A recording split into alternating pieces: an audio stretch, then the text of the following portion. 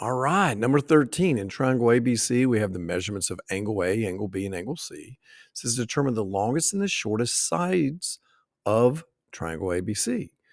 Okay, so we want the longest and the shortest side lengths. Well, that's going to be based off of the angles.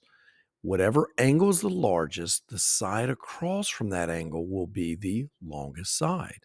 Whichever angle is the smallest in the triangle, the side across from that angle will be the smallest. So let's look what we have. We have triangle ABC. So I'm going to just do A, B, C. It tells me A is 3x plus 50. It tells me B is 4x. And finally, C is 4x plus 20. We can see C is bigger than B because you're adding 20 to it, to that 4x, but who knows? Let's see what we're going to do. Well, I know all angles in a triangle add up to 180. So I know the 3x plus 50 plus the other corner B, which is 4x, plus the corner C, 4x plus 20 has to add up to 180. And now we can solve and figure out what x is, plug it back in for the x, and figure out the real measurements. So let's see, 3x plus 4x plus 4x, that's 11x, plus 50 and 20 is 70, adds up to 180. I now subtract my 70 to get the number over on the other side with the number. We have variables on the left here. We got numbers on the right.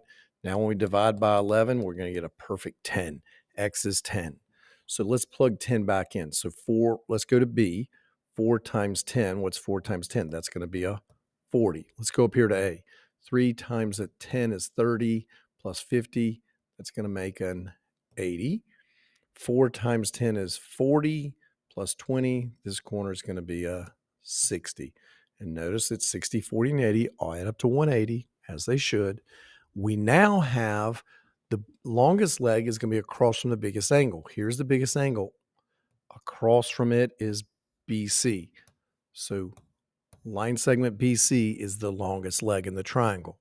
What's the smallest angle? 40. So across from it is going to be the smallest side or the shortest side, line segment AC.